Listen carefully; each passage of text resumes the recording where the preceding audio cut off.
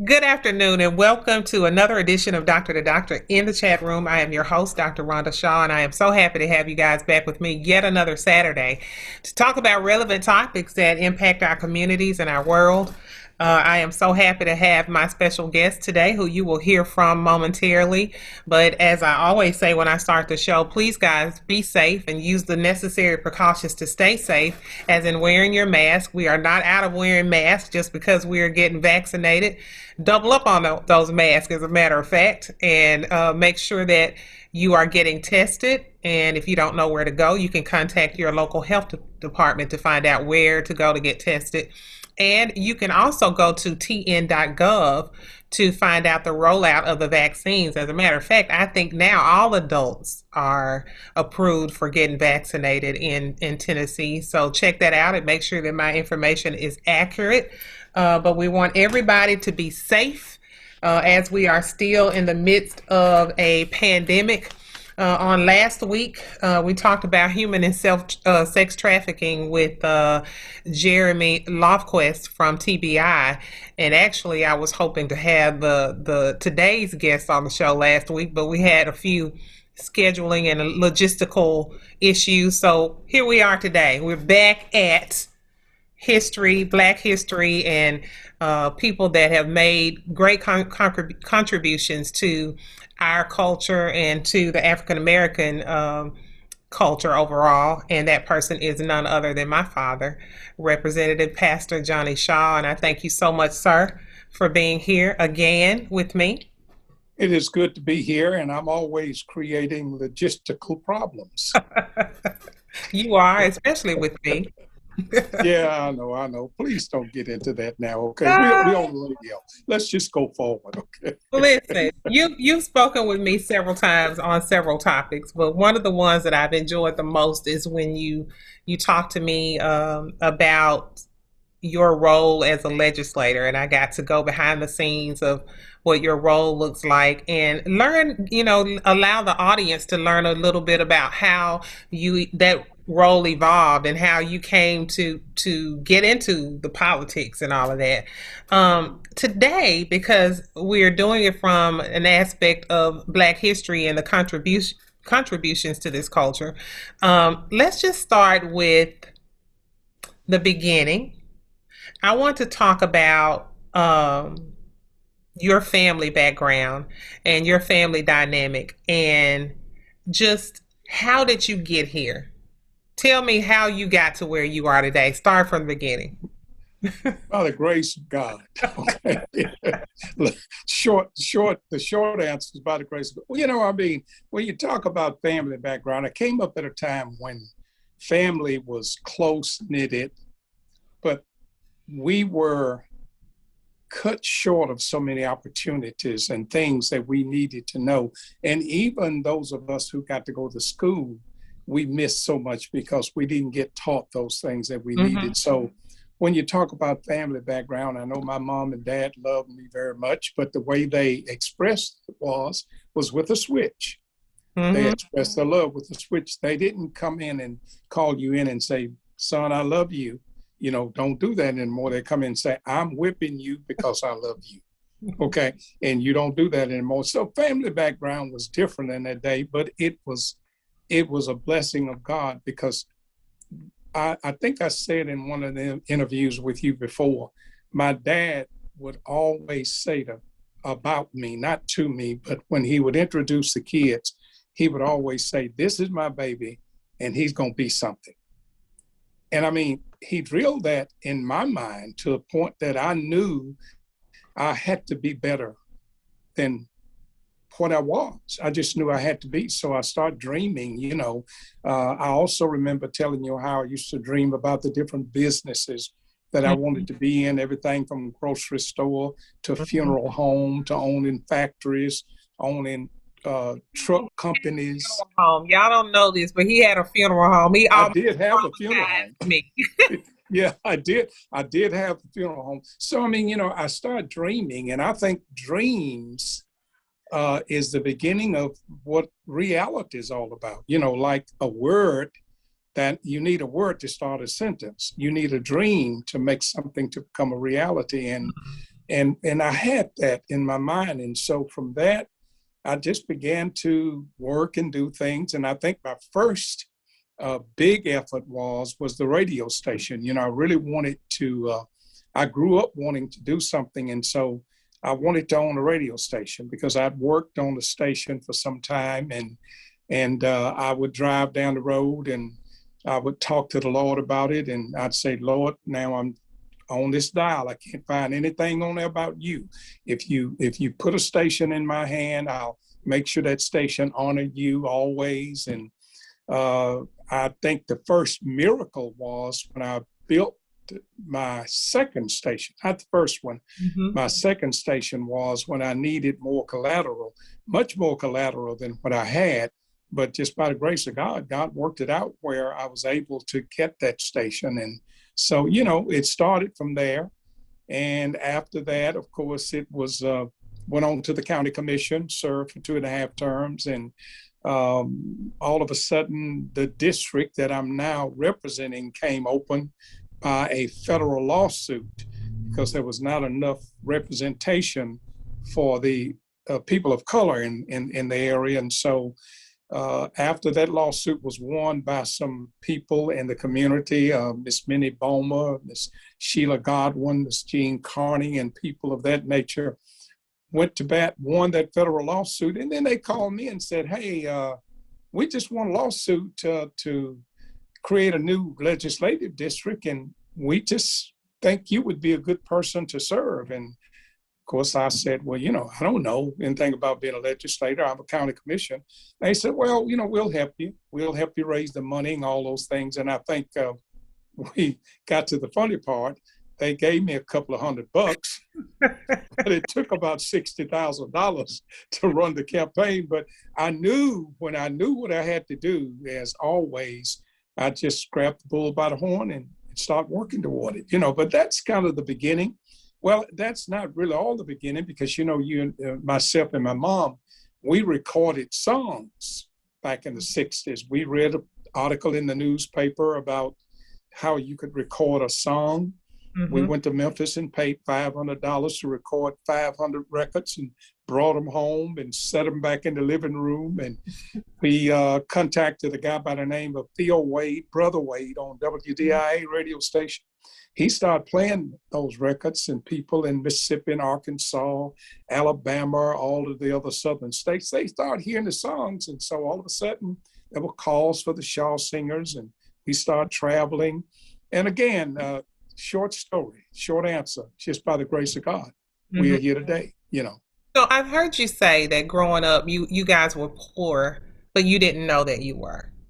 Yeah, we didn't know. Of course not. Because, it was the norm. The way we lived, it was the norm not knowing what you were going to have for breakfast, for dinner, for supper, as we say. That was a norm. We didn't know we were poor. And so being poor was nothing to us. We only had one direction to look in, and that was to do better, because we never knew anything about being poor. We just thought that was a way of life. You've had a lot of firsts, and you've had some very recent things to happen, and I'd like for you to talk about those things later in the show. But you've had a lot of firsts, and I really don't know if being the first African American since Reconstruction to hold the seat that you're in is the first of the first. I'm not really sure what the first of the first are.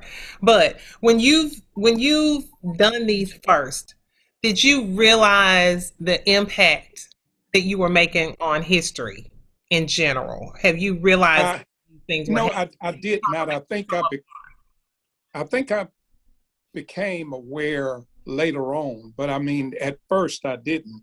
I was the first to represent a rural district since Reconstruction. Samuel McElwes, who was a Black guy, by the way, and Samuel McElwes was the guy who got the appropriation to build Western Mental Hospital.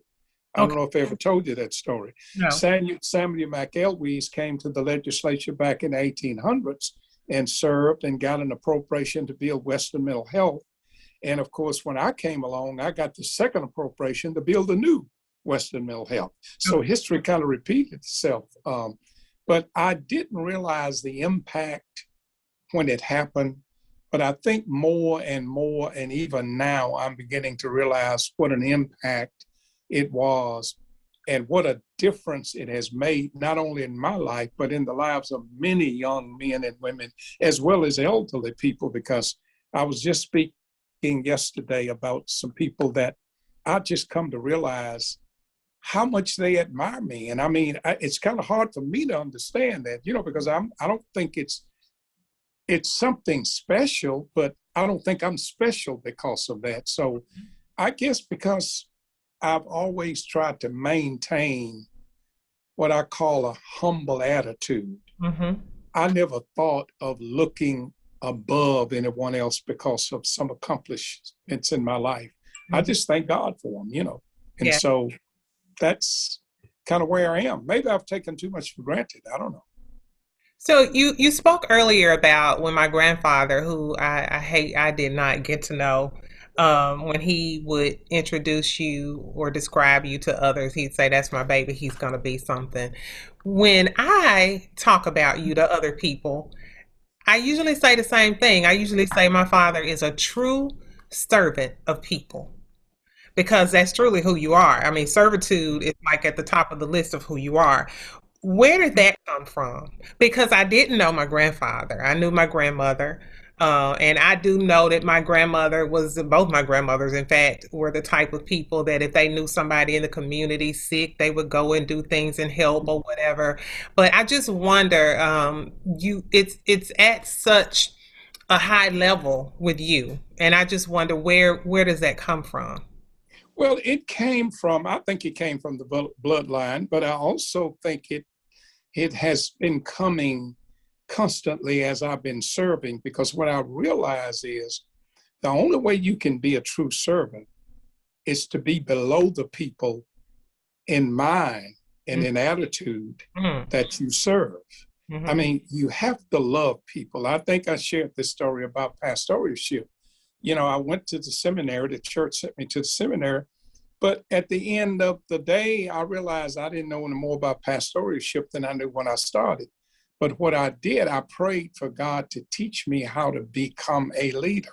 Mm-hmm. And the revelation was love people that Mm-hmm. won't love you back. Make an attempt to love people just as Jesus Christ loved you. So the servitude has grown over the years because I realized, and I'm sitting in my office right now, but I realize that every call that comes into this office is important to the person that's making it. Mm-hmm. Maybe I don't think it's anything. Like I talked about not realizing I was poor. Mm-hmm. Some calls I don't get the gist of. That's why I'm so reluctant to say I know how you feel, because I'm not for sure we know sometimes how Mm-hmm. other people feel. But Mm-hmm. what I do know is the call is important to the person that makes it. So I practice every day being a better servant today than I was yesterday. And that is right at the top of my list. When I can no longer serve people, I don't need to be in the legislature. I don't need to be a pastor. I don't need to be a businessman, because that's really what it's all about. God put us here to be a beacon light to somebody else. Mm-hmm. And I think that's just so important. So there is a true alignment between being a pastor and a politician. Oh, yes, definitely. Definitely. By all means, there's a true alignment. We had a bill this week. I'll just briefly talk about to make my point Mm-hmm. about the agenda bill, where the gentleman brought the bill to say that if you are a male and want to be a female, you can't play on the girls' basketball team, because what he's basically saying is you're a man imitating being somebody else, and that takes advantage of the girls. But I voted no on the bill for this reason, because I think that's a grace issue. That's not an issue that we legislate. I put myself in three positions. Number one, I asked myself, what if I had a child who had an agenda issue such as that? How would I feel to pass a law that they could not participate in something because of who they wanted to be? Mm-hmm. And then I put myself back in a position where I am. I don't have that child, but I don't think it's my place to decide how people ought to be able to live and the services they ought to be able to enjoy because of who they choose to be. I think that's a grace issue. That's a God issue. So I try to stay out of those issues because, Noah was an alcoholic, but, he survived the flood. Abraham was a liar, but he was one of God's chosen people. David was a man after God's own heart, but he was an adulteress. So it's not for me to try and legislate morality, but in my humble opinion, to leave that in God's hand. Because I think if we do, God will allow you the opportunity to witness to that person or persons at some point in time where you can make a difference in their lives. So I just think service is at the top of the list, and I try to leave all of that other part out. That's not my place. Why radio, Daddy? Why radio? You dreamed of having a radio station and all that. Why? I mean, well, it's a voice. Radio is a voice, and that is when I'm really becoming more aware of.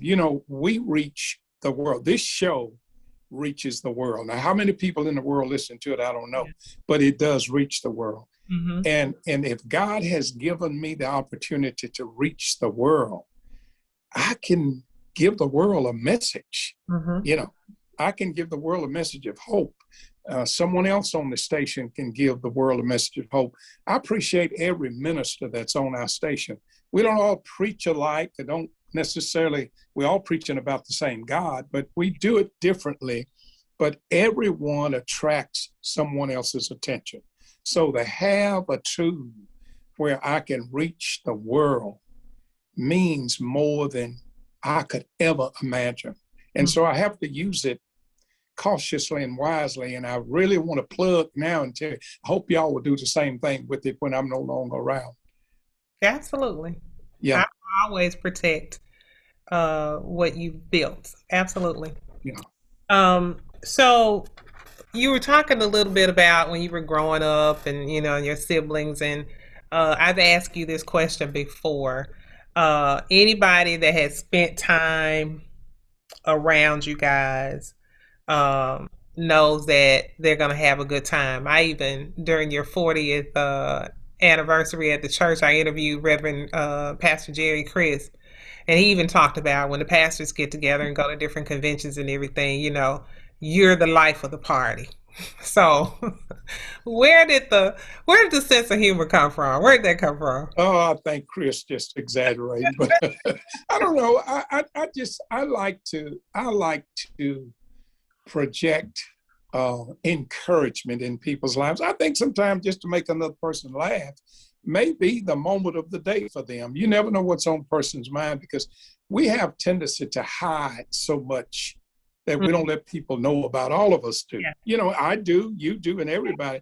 And I think sometimes when you can just make another person laugh, you may be just made their day by telling some kind of funny joke that's harmless joke or something of that nature, So it's just, again, it's a part of being a servant.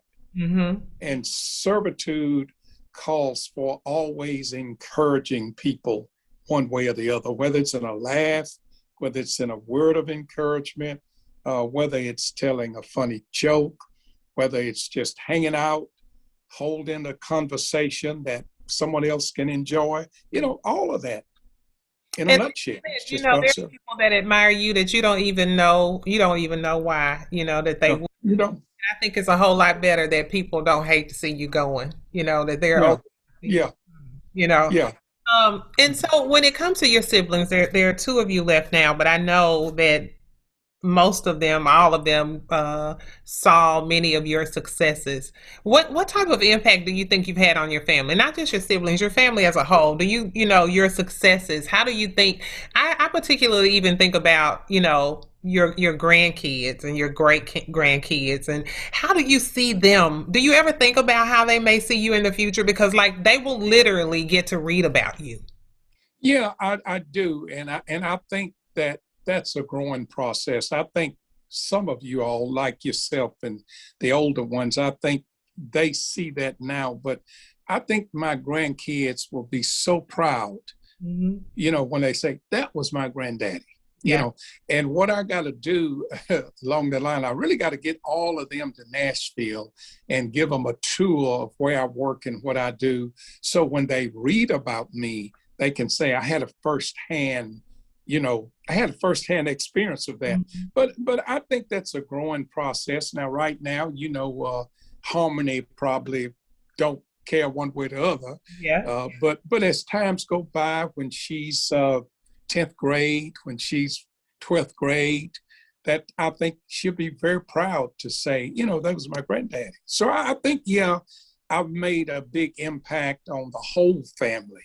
But, like families, everybody takes some things for granted until it's a little late. Then they begin to realize how important it was, Yeah.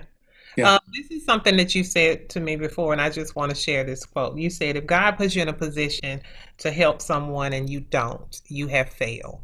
You failed. Yes, you failed. And I don't want to be standing before God and God saying I failed.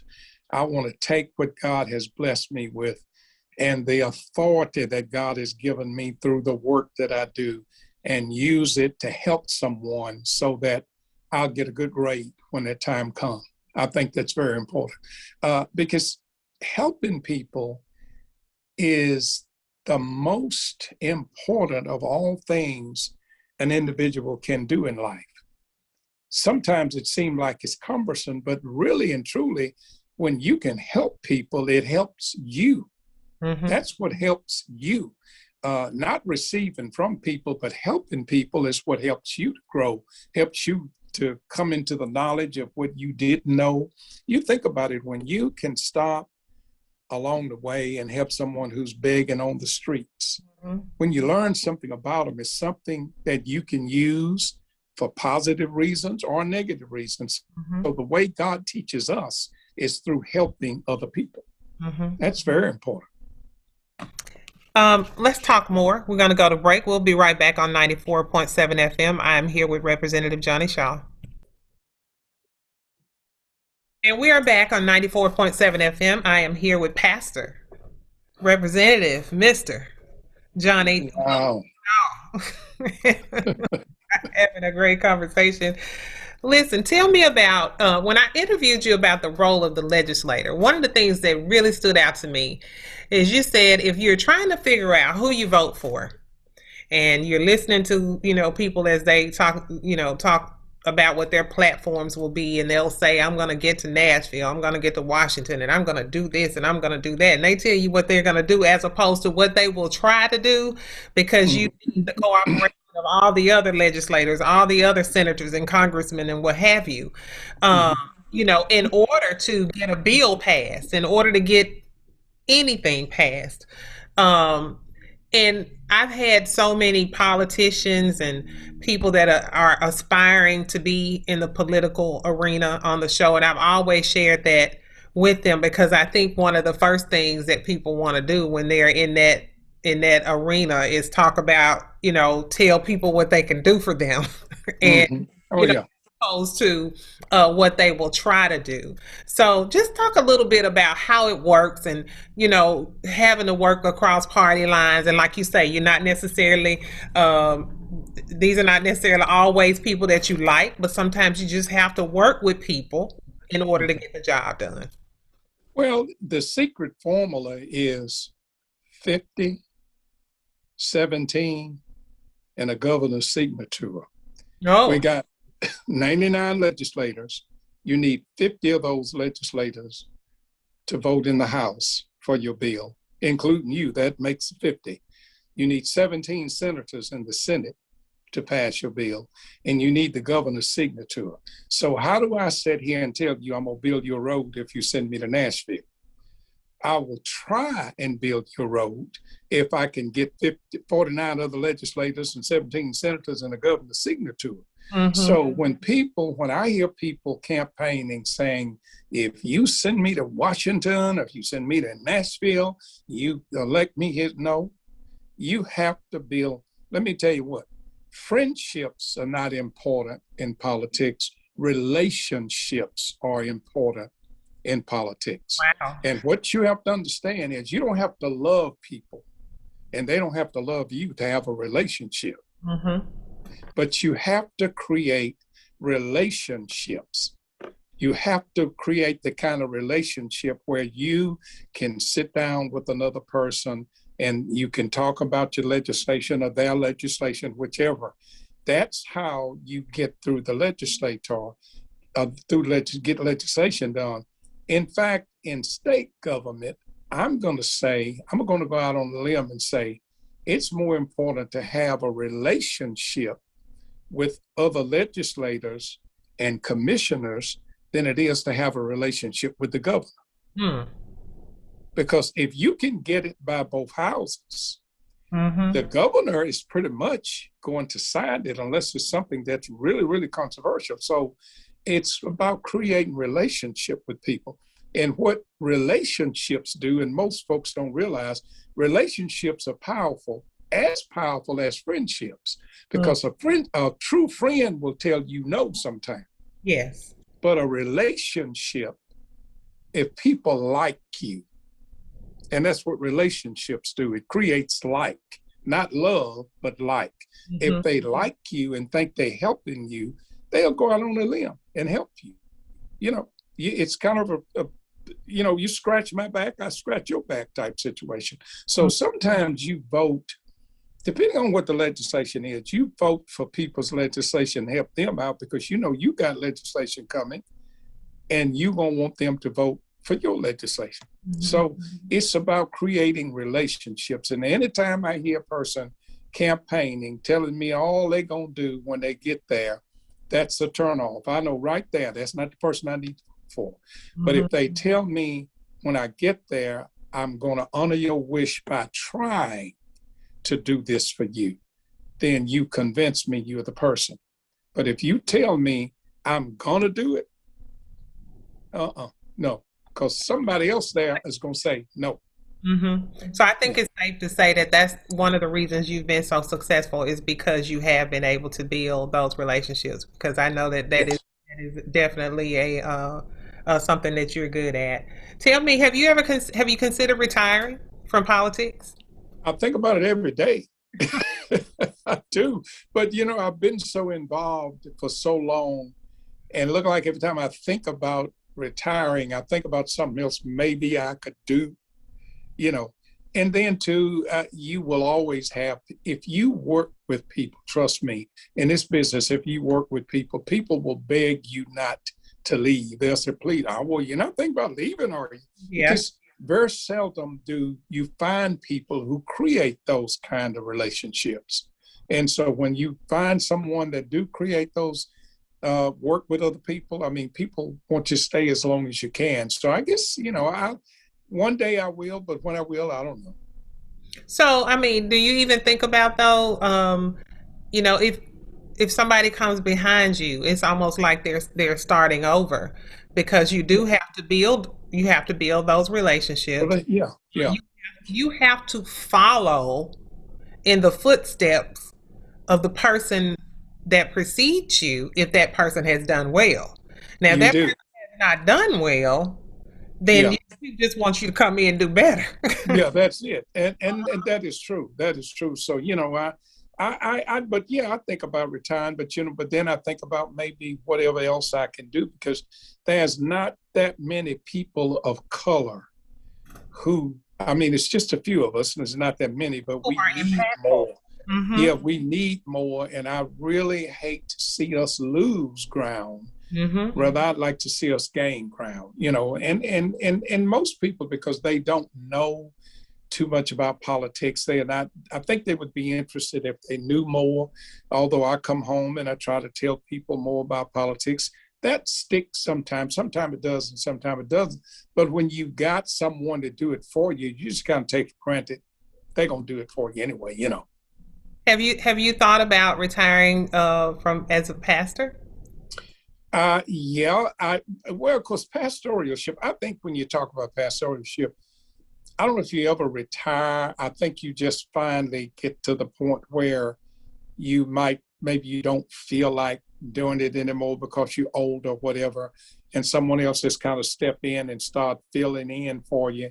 But I don't know if you ever have a real retirement date, because you were called by God to preach, and as long as you got a decent mind and God give you revelations, you probably just preach as long as you can. I mean, I know people do retire from pastoralship, but there again, I think here's what I tell y'all. If I told y'all before, when I start talking foolish in the pulpit, then it's time to tell me to go home. Okay. Just, when Daddy start talking crazy, just say, Daddy, you need to come on down there. We got to take you home. So, that's your answer to retirement. when you talked about your upbringing, for the sake of Black history, Yeah.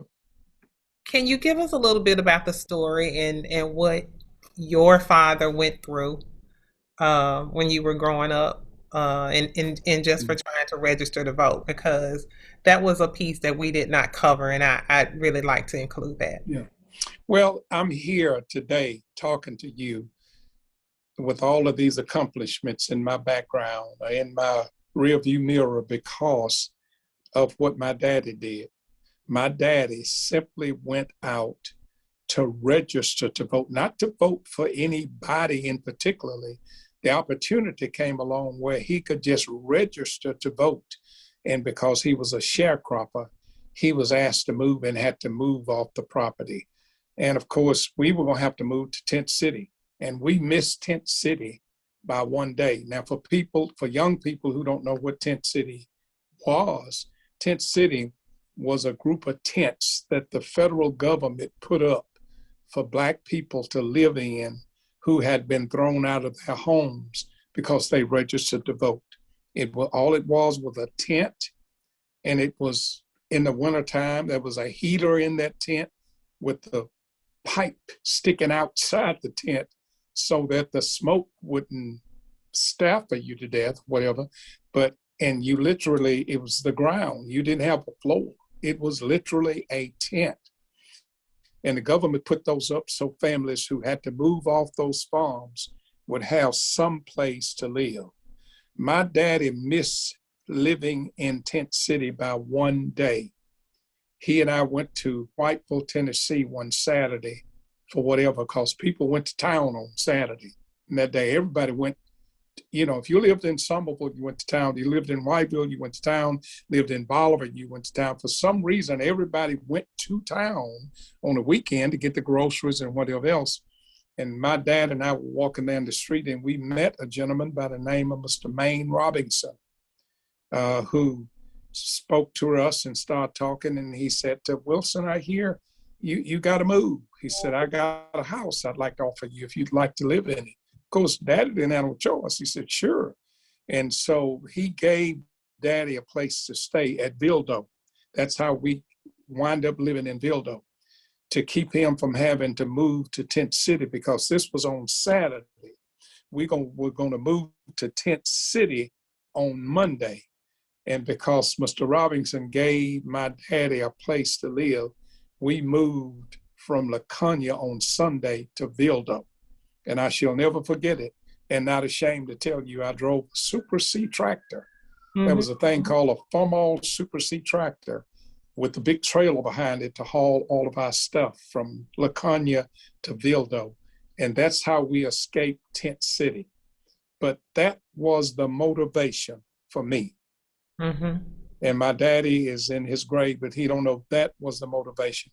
So when we get in the legislature and we start talking about bills that suppress people's vote, it harms me greatly. I will tell you. Now, that's when anger flies up, because I know what my daddy went through. And if my daddy went through what he went through just to register to vote, I will always honor and protect that with all of the integrity that God has put in me.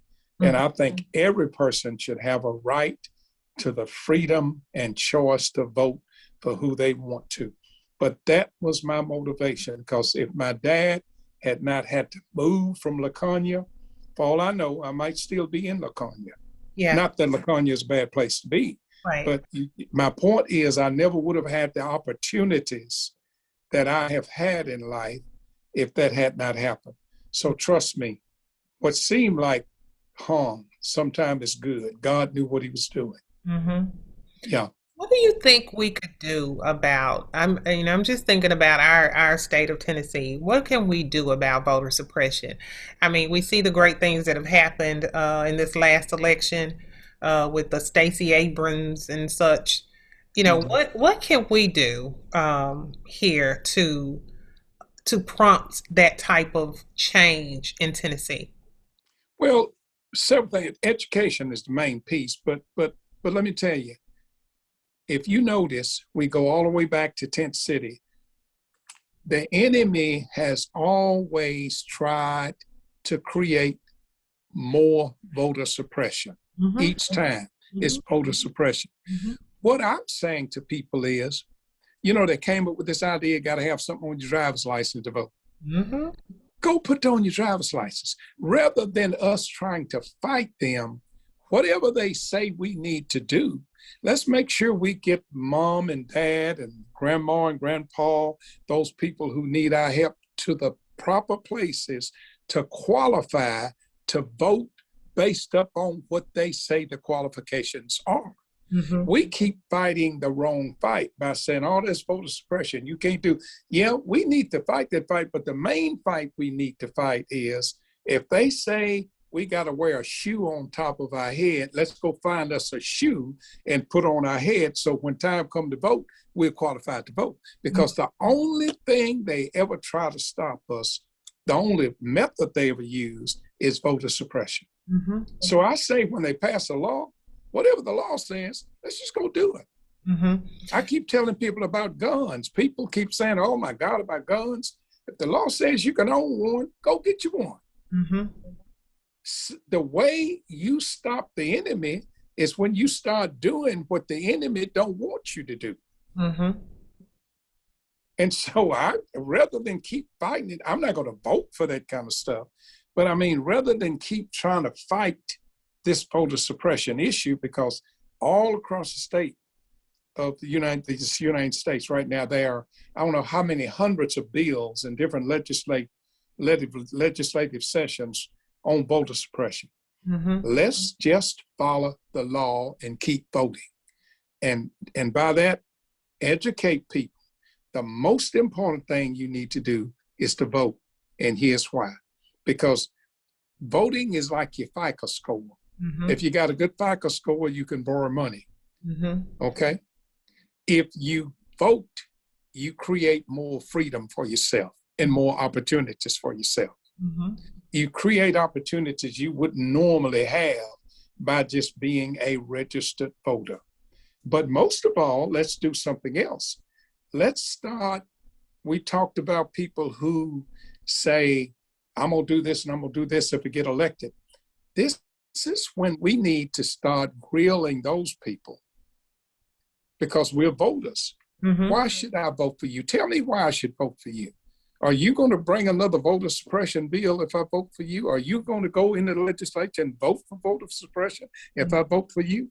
Some of that, I mean, there's so many different ways, because if you pin your legislator or your senator down when they're running for the office and get a commitment from them, you got a better chance with them than you do to elect them and then ask them not to do something. So are you saying that there are some things that we can fight for, but in the meantime, make sure that whatever is in place, whatever laws are in place, go ahead and abide by that and do what you need to do. Make sure you vote. Make sure you vote. Make sure whatever the law says you need to do to vote, you go do that and vote. Because they can't pass legislation to say you can't vote if you're broke. Right. Things like that. Right. But normally it's the kind of stuff that people can do. They just don't want to go do it. But go get grandma and grandpa and dad and mom. Take them to wherever you need to take them to. Get them qualified so that when time comes, they can. It's not going anywhere. As Stacey Abrams said, it's just a Jim Crow in the suit and tie now. So yeah. And then too, from Stacey's point of view, because that's what Stacey's done. She's educated people on why they should get out and vote. Mm-hmm. And we have to get down to the nitty gritty. We can't just talk about it's your freedom to vote. We got to get deeper than that. We got to get into the weeds and explain to people why it is important that you should get out and vote. Mm-hmm. Let's talk about. And excuse me, but I'll say, and that don't necessarily mean you educate everybody the same way. Right. Some people you can educate them one way, and others you have to educate the other. Yeah, we have to meet people where they are. Yeah, right where they are. Yeah. Mm-hmm. Let's talk about Johnny Shaw, the businessman, when we come back from break. We'll be right back on 94.7 FM.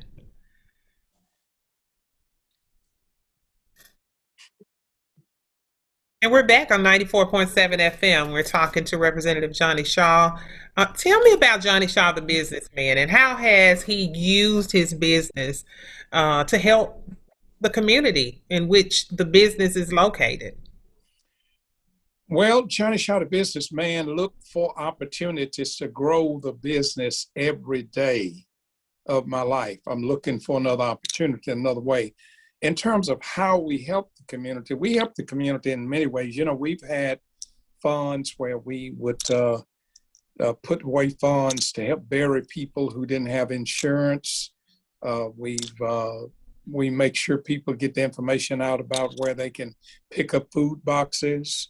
Often we do what I think is one of the biggest programs on the radio. It's what we call hometown news, where we inform people about what's going on in the hometown, whether it's about a meeting or some services they can get, whatever the case may be. So every day we're reaching out to help people, but I look for every opportunity I can to grow the business every day.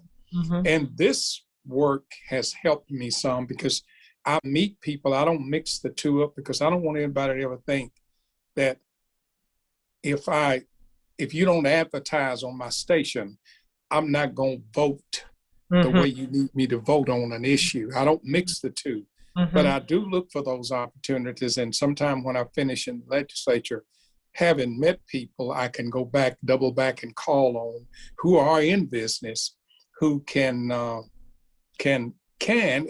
will maybe advertise with us. You know, now we have what we call diversified radio, where we represent all of the Black-owned radio stations in the state of Tennessee. Okay. And if you want to reach the masses in Tennessee, you can just do it through yours truly. Personally, it's one stop, but you own all of the Black-owned stations. Mm-hmm. And I want to make that very clear because a lot of formats that reach Black people, but they're owned by whites. I'm talking about only Black-owned stations. So you know how many there are in Tennessee? There are 7. Wow. And I own 2. Wow. And the other 5 are owned by Black-owned. There's one in Knoxville, Chattanooga, Nashville, Dixon, Jackson, which is us, Jackson, Bolivar, and Memphis. Mm-hmm. But there are 6 owners and 7 stations because I have 2. And by the way, your mom and I are the only people of color to fully outright own a 6 kilowatt FM in the whole state of Tennessee. Mm-hmm. Now, some of the others have got translators, but we own a fully 6 kilowatt FM radio station. Mm-hmm. Plus, we stream all over the world. So, yeah. I have to ask this question. You may not remember. Do you remember one year on your birthday when I had the guy from K97 to call and do the prank on you over the air? Yeah, I remember that. Something about a battery or something. I don't know. You know, yeah, I've been meaning to get you ever since then. I just haven't got you. I'll get you. When you talked about the wattage, I just remembered that. Oh, yeah. Gosh. So I said earlier that we were going to talk about some really amazing and what I deem important things that have happened to you recently. One being State Representative of the Year named. Yeah, I was named Legislator of the Year by the Veterinarian Association. That was a real kicker for me. Also, I was just named by the Speaker of the House as into the Southern Legislative Conference of State Legislators to represent 9 other states when it comes to agriculture. And of course, agriculture is one of the committees I've been on, except 1 year. Ever since I've been in the legislature, I missed 1 year. Now, finance, I have not missed. I've been on finance for my whole term in the legislature, finance, ways and means, but I missed 1 year on agriculture, which, being a local guy and representing a rural area, that's very important to me. Yeah. So, I've just had some very, for lack of a better word, some good compliments and good opportunities to move into some other areas and to do some things. And so you asked me about retirement. I guess that's one reason why I never get around to it, because things just seem to keep building up, So what opportunities will you have with that appointment that you got? I will sit with legislators from 9 other states, and we will discuss and we will recommend the best topics or the best issues when it comes to agriculture for each state. For instance, each state is different in some respect. Ag is one of those departments that touches the lives of every citizen in every state every day, in weights and measurements. And most people don't know. And please let me put a plug in. Young people, if you're looking for a career, agriculture is the place you need to be. It is more career opportunities in ag than any other field in state government. And I'm talking about money-making positions too. This week, we just interviewed the Commissioner of Ag and his staff. And I mean, not only are there opportunities for farmers, but there's chemicals, weights. You go to the grocery store. Anything that says 2 ounces, agriculture was responsible for that. And by the way, they don't cheat you on your gas. You get a gallon of gas out of every pump, all of those things. So I'll be sitting down at legislators from all those other states, and we will be discussing what's best for our states as a whole to make sure that we serve our citizens well. Tell me, if you could change 3 things about your life, what would those things be and why? I asked you this before. I really want to know, what would you change if you could change anything, and tell me why you would change those things. I don't think I would change anything because I think it's been all divinely ordered. I think God took me through some hill country to get me to the flat land. And I could look back and say, I would do this differently, I would do that different. But the truth be told, I don't think I would do anything different because I had no plans to be where I am. God got me to where I am. And so I just followed his orders. And although I went through the hill country, he got me to the flatlands land. So I'm not for sure I would change anything. I would probably do it differently. Maybe I know how to do it better now than I did then. But I don't remember anything I planned myself. God just put me in some key places, and I became what I am today. How does it feel to have not known or been versed in politics, and to just have accepted being kind of thrown into this position, so to speak? I know you had a choice, and not have known anything about it, no training, nobody to mentor you or anything, and to have done so well.